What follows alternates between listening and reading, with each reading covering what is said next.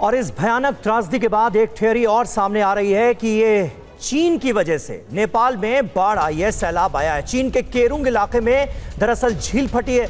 2 करोड़ घन मीटर पानी नेपाल आया। चीन ने झील फटने की जानकारी नहीं दी, मतलब वक्त पर बताया नहीं गया नेपाल को कि इतनी बड़ी तबाही दस्तक देने जा रही है। वक्त पर जानकारी मिलती तो नेपाल अलर्ट होता, लेकिन अफसोस ऐसा हुआ नहीं।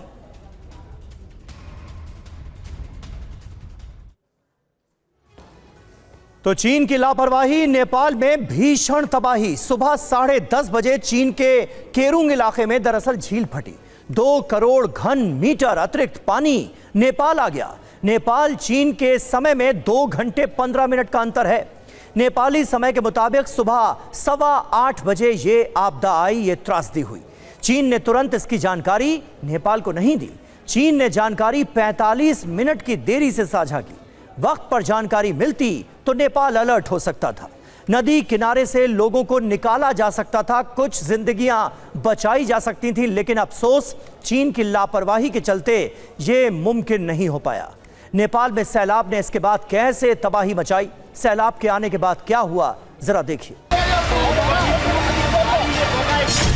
कुदरत की विनाश लीला, उजड़ गया नेपाल।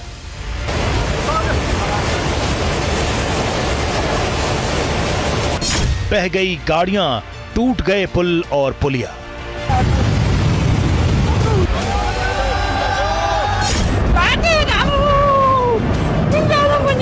नेपाल के पहाड़ी इलाके से आया ये सैलाब अपने साथ सब कुछ बहा ले गया। इस भयावह तस्वीर को जिसने भी देखा वो कांप उठा। मौत के इस मंजर को जिसने भी देखा चीख पुकार मच गई। लोग जिंदगी बचाने के लिए भागने लगे। जिंदगी की दौड़ में कुछ भाग गए तो कुछ पीछे रह गए। इसके पीछे से जो भयानक सैलाब आ रहा है वो डरावना है।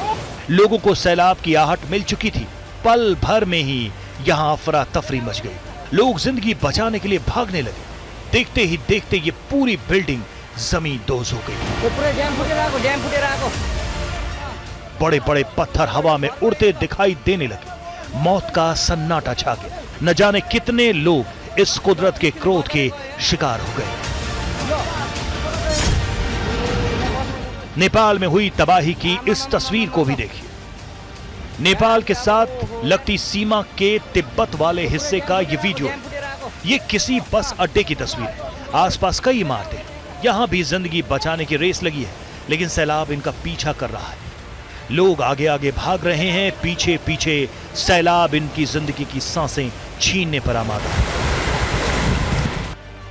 कुदरत के क्रोध के आगे इंसान बेबस नजर आ रहा है। कुछ मिनटों में ही सैलाब ने सब कुछ खत्म कर दिया।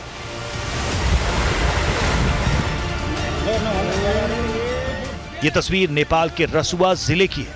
भोटेकोशी नदी में अचानक सैलाब आया और इस गांव का इतिहास, भूगोल ही बदल दिया।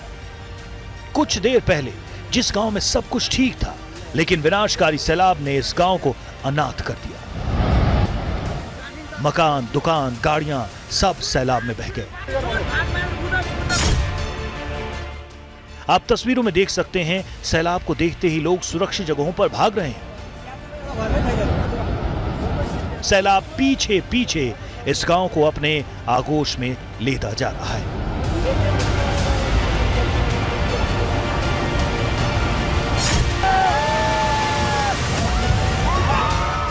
रसुआ जिले की एक और तस्वीर को देखिए, जहां 2 पहाड़ियों को जोड़ने वाला यह ब्रिज सैलाब में तिनके की तरह बहता चला गया।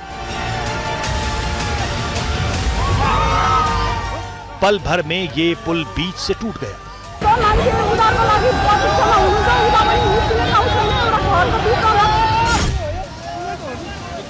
इस वीडियो को ध्यान से देखिए। सैलाब के साथ पहले से ही एक दूसरे पुल का हिस्सा बहता हुआ आया और टकराते ही ये पुल तिनके की तरह चूर चूर हो गया।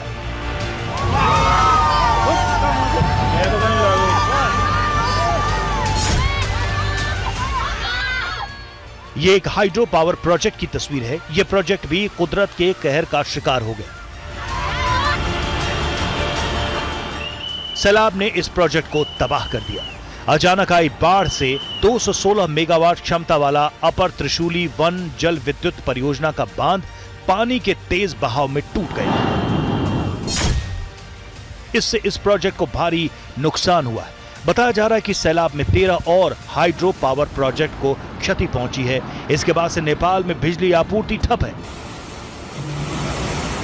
पुल टूटने की इस तस्वीर को देखिए, जहां विनाशकारी सैलाब ने इस पुल को ध्वस्त कर दिया।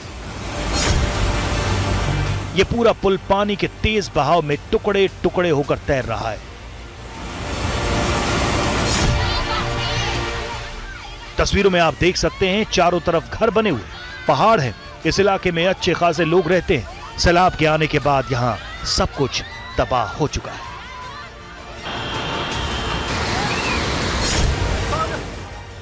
ये विध्वंसकारी तस्वीरें रसुआ जिले की हैं। सैलाब से यहां सबसे ज्यादा तबाही हुई। देख सकते हैं कि पल भर में इमारतें जमींदोज हो गई। यह इलाका तिब्बत से लगा है। चीन के साथ नेपाल के मुख्य व्यापार मार्ग पर पड़ता है। निचले इलाकों में स्थिति बिगड़ने के बाद कई जिलों में हाई अलर्ट जारी किया गया है।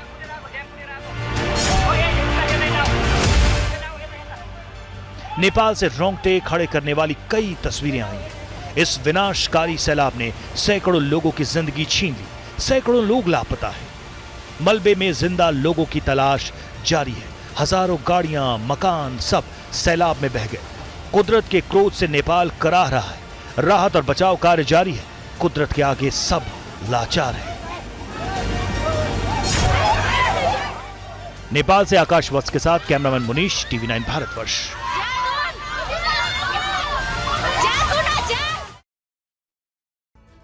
और देखिए, सबसे बड़ा सवाल यही है कि नेपाल में आए फ्लैश फ्लड की आखिर वजह क्या है। ये जानने के लिए TV9 ने बात की वाडिया इंस्टीट्यूट देहरादून के वैज्ञानिक मनीष मेहता से, जिनका मानना है कि ग्लोबल वार्मिंग की वजह से धीरे धीरे ग्लेशियर पीछे हट रहे हैं और तबाही की वजह बन रहे हैं। सुनिए वैज्ञानिक मनीष मेहता क्या कह रहे हैं इस त्रासदी पर।